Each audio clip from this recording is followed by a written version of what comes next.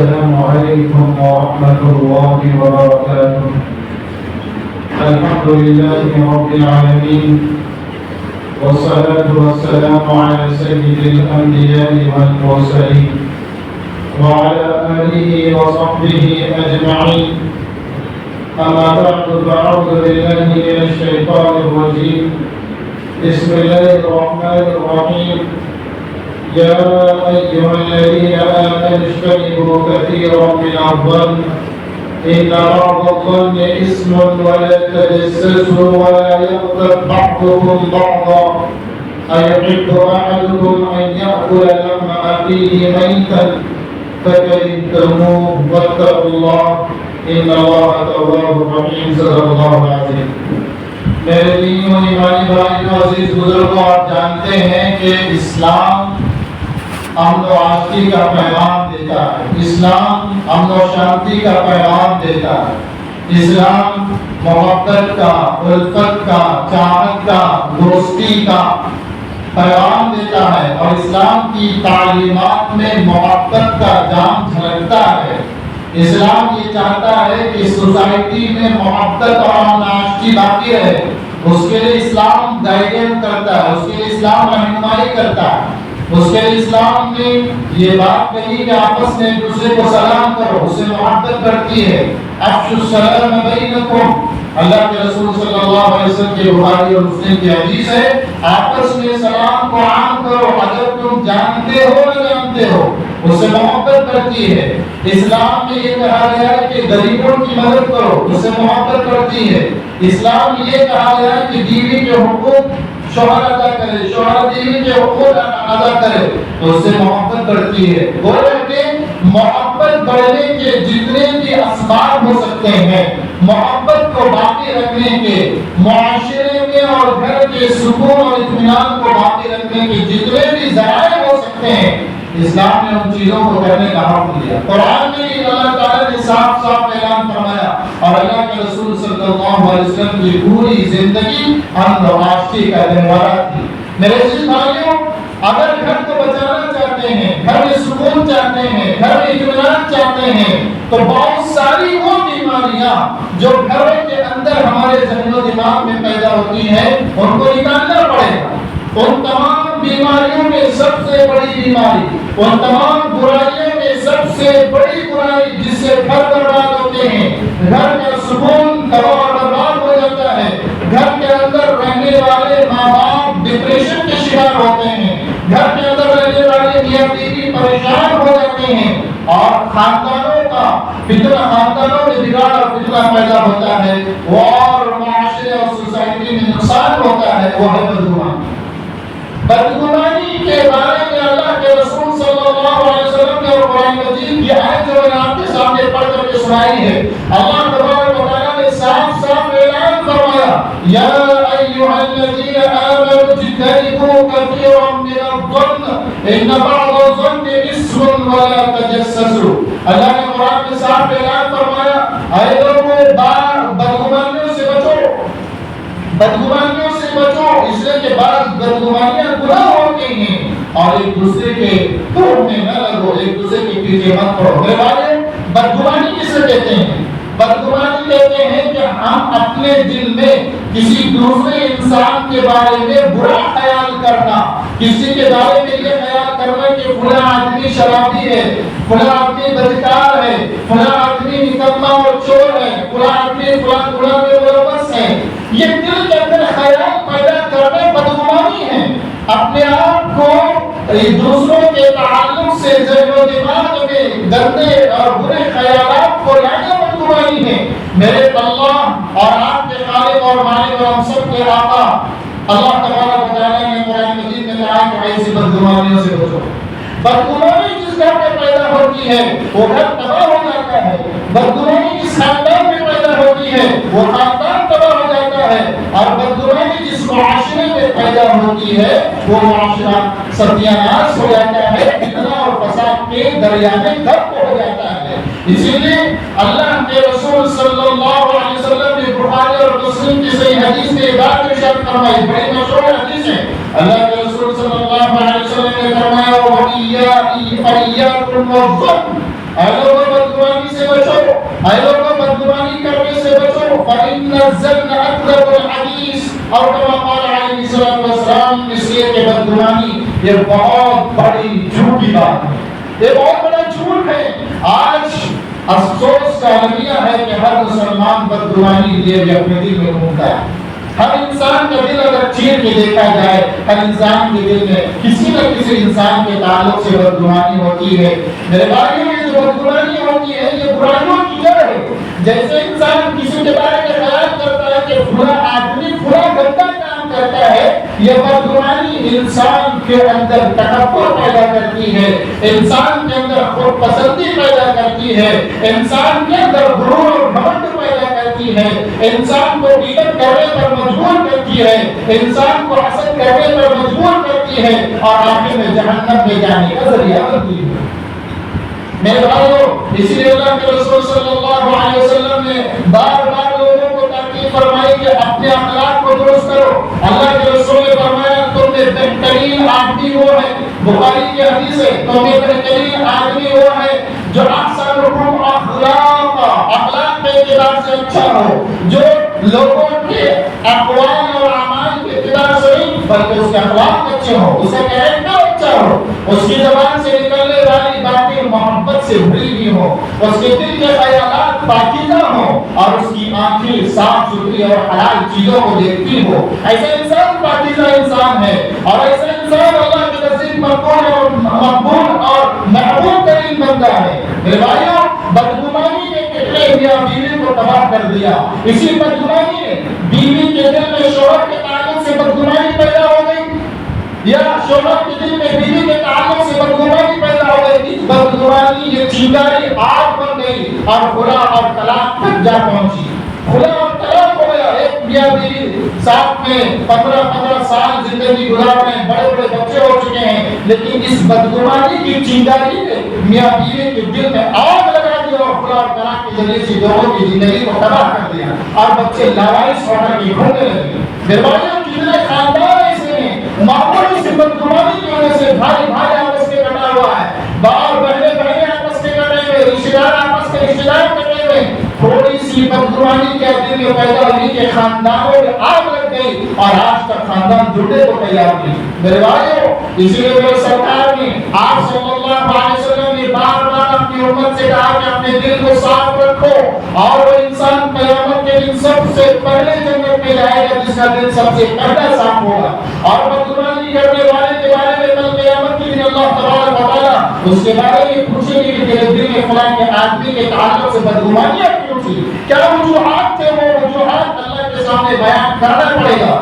میرے بھائیو آج بیٹھے بیٹھے انسان بدگمانی کرتا ہے، فلاں ایسا ہے، فلاں یہ کرتا ہے، فلاں وہ کرتا ہے، فلاں یہ کرتا ہے، فلاں کا یہ ہے، فلاں کا وہ ہے، گھر میں بیٹھے بیٹھے فلاں کو بھول لیتا ہے اور جہنم میں جانے کا راستہ اپنے خود انسان تیار کر لیتا ہے۔ میرے بھائیو ہرگز نہ کیجیے، ہرگز نہ کیجیے، صحابہ کی طرح ہمارا دل صاف ہونا چاہیے۔ اللہ کے رسول صلی اللہ علیہ وسلم کی جو حدیث میں نے پڑھ کر کے سنائی ہے اور ایک بخاری کی حدیث میں کتنی پیاری بات اللہ کے رسول نے فرمایا، حدیث کے الفاظ سنیے، وَلَا تَحَسَّسُوا وَلَا تَجَسَّسُوا وَلَا تَنَاجَسُوا وَلَا تَحَاسَدُوا وَلَا تَبَاغَضُوا وَلَا تَدَابَرُوا وَكُونُوا عِبَادَ اللَّهِ رواہ البخاری۔ میرے بھائیو اللہ کے رسول صلی اللہ علیہ وسلم کی حدیث کے الفاظ ہیں، اے لوگوں آپس میں محبت پیدا کرو، اے لوگوں آپس میں محبت کی باتیں کرو، دشمنی کی باتیں نہ کرو، اے لوگوں آپس میں جھوٹ کر کے رہو، ٹوٹ کر کے نہ رہو، اے لوگوں ایک دوسرے کے پیچھے نہ پڑو، کہاں جا رہا ہے، وہ آدمی کیا کر رہا ہے، وہ رات میں کہاں جا رہا ہے، وہ نوجوان کہاں جا رہا ہے، وہ فلاں کی بیٹی کہاں جا رہی ہے۔ اپنی اولاد کی فکر کرو، اپنے بچوں کی فکر کرو، دوسروں کے چکر میں نہ رہو، ولا تباغضوا، ایک دوسرے کے پیچھے نہ رہو، ایک دوسرے کی ٹول میں نہ لگو، ایک دوسرے کی بدگمانیوں کے چکر میں نہ رہو۔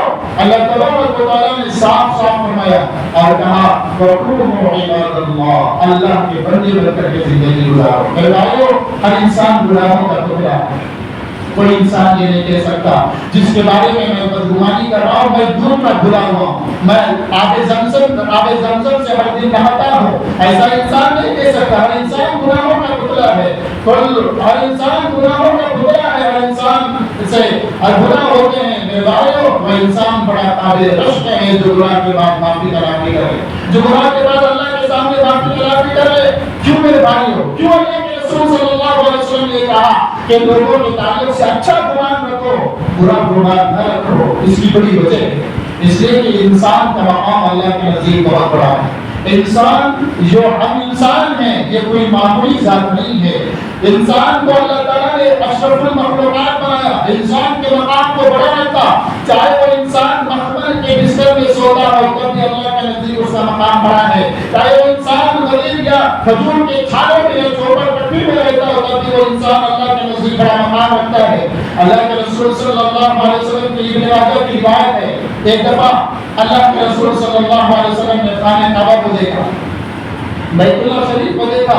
بیت اللہ شریف کو دیکھ کر کے بیت اللہ کی طرف مخاطب ہو کر کے کہا, کتنی پیاری بات, ذرا سنیے میرے بھائیو.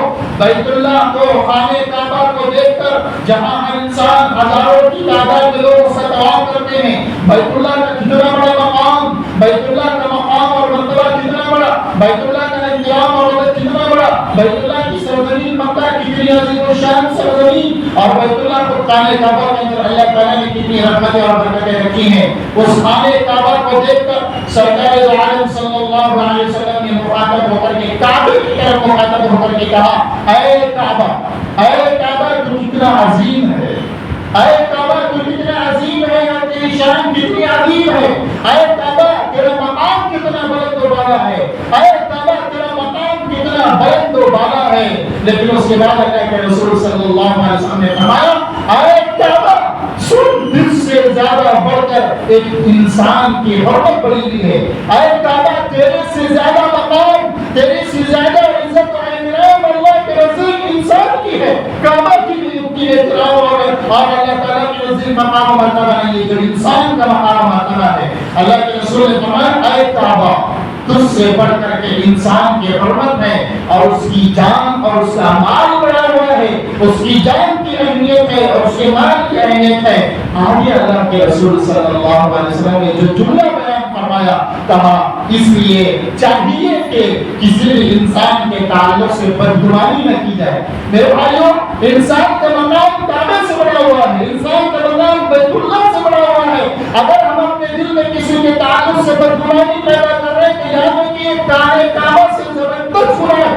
خانہ کعبہ کی حرمت اور اس کی عزت و احترام سے زیادہ اگر کوئی خانہ کعبہ کا چادر پھاڑے اور اسے کوئی پتھر مارے, یا خانہ کعبہ کو جتنا گالی دینے کا گناہ ہے, اس سے زیادہ گناہ انسان کے بارے میں اپنی زبان سے کچھ کہنا, غیبت کرنا, حسد کرنا, خانہ کعبہ کو گالی دینے سے زیادہ گناہ ہے.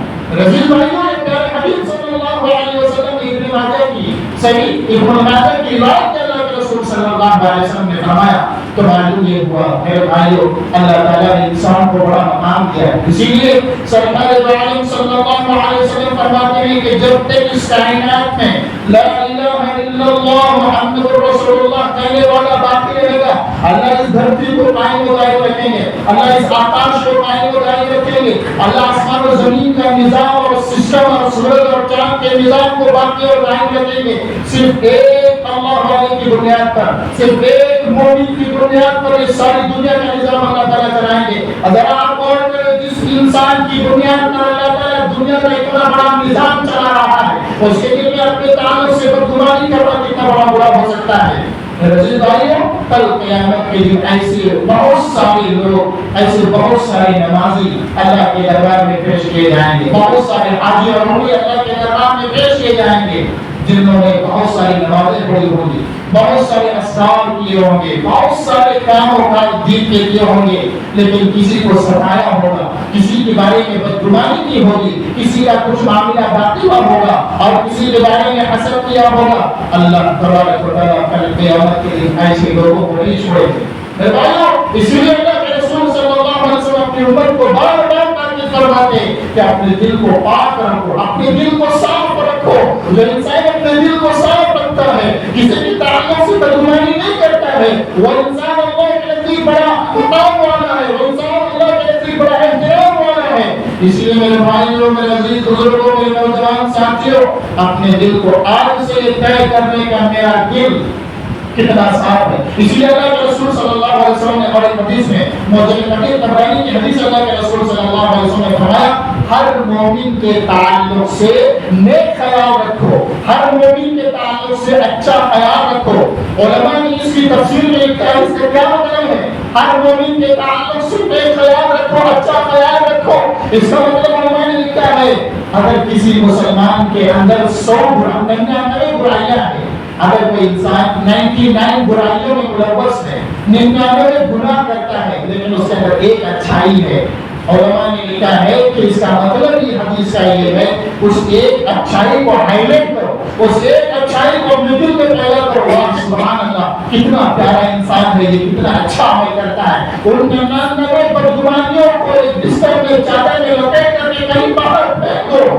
اگر اس کے علاوہ یہ بات پیدا ہو گئی کہ یہ آدمی اتنے 99 گناہ کرتا ہے، اسے ایک نیکی کو انسان چھپاتا ہے، تو یہ بدگمانی ہے۔ اور یہ ایک بندے مومن کے لیے، اس کی ذات و صفات کے لیے، اس کے عادت و اخلاق کے لیے اچھا عمل نہیں ہے۔ میرے بھائی رسول اللہ کے رسول صلی اللہ علیہ وسلم نے اپنے صحابہ کی جو تربیت کی، اتنی زبردست صحابہ کی تربیت کی، ان کا دل بالکل صاف تھا، کسی کے تعلق سے کوئی بدگمانی، کسی کے تعلق سے کوئی حسد یا کینہ نہیں تھا۔ آج افسوس ہے میرے بھائیو، ہر آدمی کے دل میں کسی نہ کسی کے تعلق سے بدگمانی ہے۔ میرے بھائیو اچھی چیز نہیں۔ اور یاد رکھیے آج باقاعدہ سائنٹیفک یہ بات ثابت ہے، باقاعدہ ڈاکٹریٹ کے میڈیکل لائن سے یہ بات ثابت ہے، جس کے دل میں حسد ہوتا ہے، جس کے دل میں کینہ، غیبت، بدگمانیاں ہوتی ہیں، وہ انسان اندر سے پسیج جاتا ہے، وہ انسان اندر کی بیماریوں میں ملوث ہوتا ہے۔ میرے پیارے حبیب نے کتنا نیا نسخہ بیان کیا جس سے روح کی بھی تربیت ہوتی ہے۔ اچھے اخلاق کا پیدا کرنا، انسان کے اخلاق بھی بنتے ہیں اور اس کا جسم بھی اچھا ہوتا ہے، اس کے جسم کے اندر کی بیماریاں بھی ختم ہوتی ہیں۔ اگر کوئی انسان اپنے اندر حسد یا کینہ، بدگمانی پیدا کرتا ہے، اس کا دل کے اندر بھی بیماریاں اور جسم کے اندر بیماریاں جنم لیتی ہیں، گناہ بھی ہے اور الٹا اللہ تبارک و تعالیٰ کی طرف سے یہ عذاب اسی دنیا میں مسلط کیا دیا جاتا ہے۔ اس سے تو اس کے ذہن و دماغ میں ہمیشہ یہ خیال کہ فلاں آدمی ایسا، فلاں آدمی ایسا، دن رات یہ خیالات اسے اندر سے کھوکھلا کرتے ہیں اور بیماریوں کا مرکز بنا دیتے ہیں۔ میرے پیارے بھائیوں ہمیں چاہیے کوئی شرابی بھی ہے تو اسے شرابی نہ کہا جائے، کوئی اگر گنہگار بھی ہے تو اسے گنہگار نہ کہا جائے، پیار اور محبت کے ساتھ اس سے گلے مل کر کے بلایا جائے۔ میرے پیارے حبیب صلی اللہ علیہ وسلم کو کتنے لوگوں نے بدگمانی کی، میرے پیارے حبیب صلی اللہ علیہ وسلم کے چہرے انور پر کتنے لوگوں نے تھوڑا تعریف کا واقعہ آپ نے سنا ہوگا، تعریف کا واقعہ میرے پیارے حبیب کو لولہان کر دیا، جھوٹے خون سے جم گئے، لیکن میرے پیارے حبیب صلی اللہ علیہ وسلم نے یہ کہا کہ تعریف والے ایسے ہیں، تعریف والے ویسے ہیں، تعریف والے برباد ہو جائے، ہلاک ہو جائے، انہوں نے مجھے مارا پیٹا لولہان کر دیا۔ میرے بھائیو لولہان ہونے کے باوجود تعریف والوں کے حق میں اللہ کے رسول نے دعا دی، تعریف والوں کے حق میں اللہ کے رسول صلی اللہ علیہ وسلم نے دعا دی۔ مکہ والوں نے جہاں آپ صلی اللہ علیہ وسلم پیدا ہوئے، اس پیدائش کی جگہ میں، اس پیدا ہونے والے گاؤں کی لوگوں نے اللہ کے رسول کو مکہ سے باہر نکال دیا۔